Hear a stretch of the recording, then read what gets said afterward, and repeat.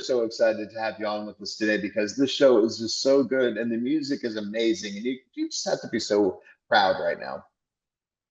Well, I'm not gonna deny it. It's been a lot of fun. It's been an amazing ride, and I'm also so looking forward to season two, which should Yeah, be a lot of fun.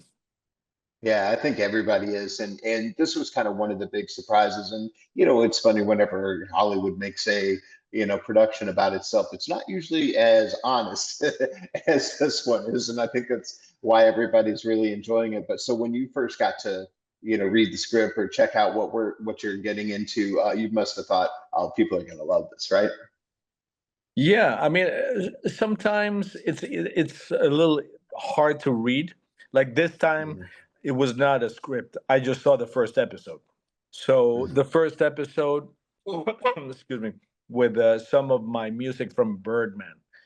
So Yeah. they were temping that with that music, and I saw it, and it just looked like it was just really high quality. Everything was just really good.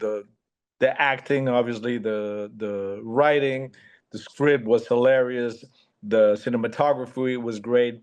So right off the bat, it seemed like it was going to be really good. I've been involved in other things where it seems like it's going to be really good, and then Yeah. in the end, something happens with the editing or something, and it's just not as good as you're hoping it would be. But happily, it was not the case with this one.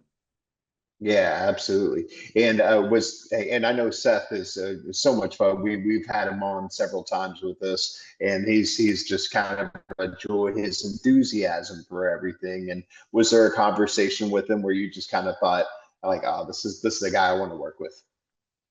Yeah, well, I mean, it was funny because the first meeting we had, it was through Zoom because they were in LA. I was on tour somewhere, and first thing they said is that how much they had loved Birdman, which was like a Yeah. reference for them, and and then I had already seen the first episode by this time, and I thought it was awesome, and I told them so, and they wanted to know if I could do more stuff other than drumming because that has been a little bit of my crux right from the Yeah. beginning. After Birdman, like, okay, if you want drums, that's the guy. But they wanted to see if I could also score some of the films that were going to be within the series, like for example, Ron Howard's film needed some scoring and that kind of stuff. And I just reassure them that I was not just I'm not just a one trick pony. And Hmm.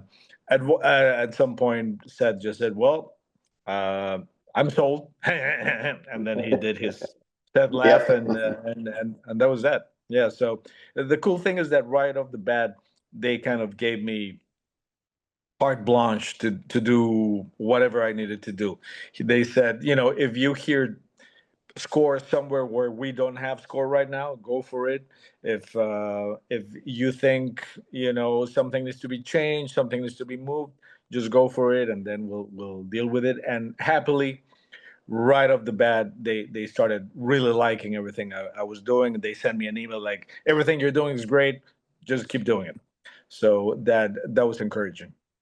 Oh, that's so cool. Well, and you obviously have an amazing gift, and I always have. What was the moment that you realized, or do you remember when it was sort of the bug that bit you? Was it an album that you heard, or a concert that you saw, or a song that you heard that made you think, "This is what I'm going to be doing"? Well, I mean, I was 5. Yeah. So I mean, I remember the moment where my mother's brother, whose name is Ignacio. Ignacio had a Mhm. girlfriend, Ana, and Ana had a brother, Fito, and Fito was a drummer.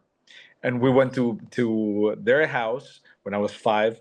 It was a family hang, and first thing I saw was a Ludwig Vistalite kit sitting on the living Mm. room, which was kind of the same kit that Led Zeppelin played, John Bonham. So to me, John Bonham was already a reference at 5, and of course the Beatles, the Rolling Stones, and seeing that drum set live just did something to me. And then he came down because he was on the second floor, and he came down and he saw that I was just kind of floored by just the looks of the drum set, and he started playing uh, a, alongside the LP that he played, "Whole Lot of Love" from Led Zeppelin. Oh, wow.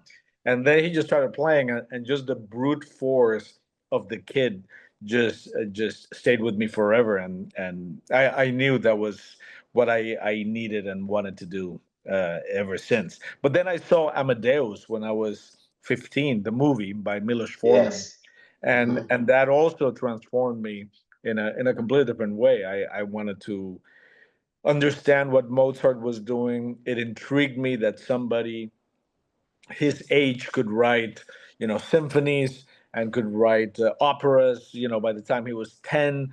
And all those things really intrigued me, boy genius. So I wanted to learn classical music, and thankfully I already had it a little bit in my ear because my grandfather used to listen to classical music during lunchtime, which I lived with my grandparents, and then my mother listened to rock and roll all the time. So I had both things going. I didn't have any jazz per se at that moment. Jazz came later, but yeah, that was kind of the moment of truth for me. Oh, that's beautiful. Well, and of course, the cool thing now is you're doing great things, and now there's kids listening to what you do and thinking, see, that's what I want to do. So, what kind of advice would you give them? Well, I mean, this is a very tough business, and it Hmm. just seems to be getting tougher as the days go by. So my advice is always, if this is something you want to do, I don't think you should be thinking of second options. Okay, if I don't make it in music, maybe I'll do this or I'll do that. For me, it was always like, music is my life. I'm gonna make it here, or I'm gonna make it here. I'm gonna make it here, or I'm gonna make it here. But I don't see anything else as another path. Is just what I want to do. So if you think you might want to do something else or have something else in your back pocket, I don't know if it's the right thing for you, maybe, because it just requires so much sacrifice and discipline and work, and like in many other things. But yeah, the unfortunately the music industry has made it, I think, in some ways easier. Like, for example, Hmm. social media.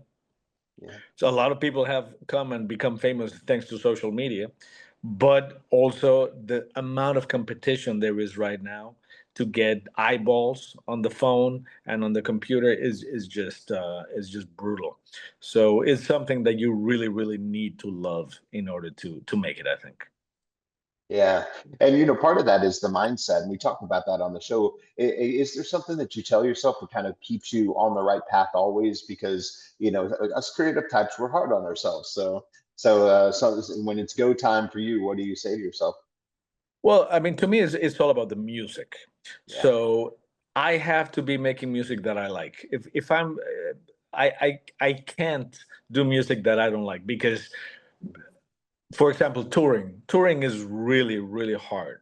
I was on tour just for 3 months basically, and I was exhausted. I got sick, blah blah blah blah blah. But every time we would start playing, I would come alive because it was Yeah. music that I wanted to play, and that just made me all of a sudden get all this energy out of nowhere.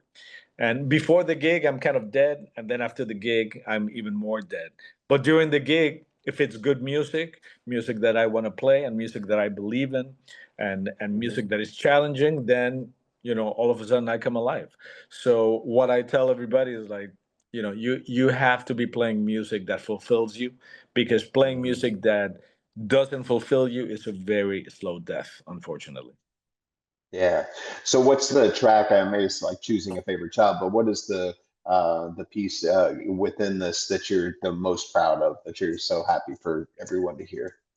Well, is the episode, I think, that got Mhm. nominated for the Emmy, which was the Yeah. episode 4, Hmm. uh, the missing reel. And it was very Yes. challenging because they wanted like a film noir sound to Hmm. it, and I had never done anything like that, and I love a new challenge. And they wanted that kind of instrumentation with woodwinds and horns and just mysterious sounding, and very jazzy drums. I don't know. It was when I heard what they put as temp, which was Jerry Goldsmith mixed in with some of my drums. That Hmm. my music editor Lorena Perez, who is incredible, did. I was like, wow, this is amazing. Jerry Goldsmith mixed with my drums. I had never heard that before. But of course, this was like deep orchestral work, Hmm. and of course, with Seth and Evan, we had discussed the fact that I was going to be doing everything by myself. We were not going to Hmm. have access to an orchestra. So then all of a sudden, I had the challenge of trying to recreate a little bit of that sound all by myself with my plugins and my computer. And the good thing, I believe, is that when you have drum set as one of the main driving forces, which is a very organic instrument, Yeah. then you can put other instruments on top of that, and it's going to sound pretty legit. I think when you Hmm. have fake drums, and that maybe you can have fake drums and a real orchestra, it might sound worse than if you have real drums and a fake orchestra. Because Hmm. drums is just such an organic instrument. Yeah, absolutely. Well, after this, I cannot wait to hear what you got next for us. Is there, what else do you have coming up, or do you have any shows or anything like that? Well, I just put out an album with Yes. is one of the most.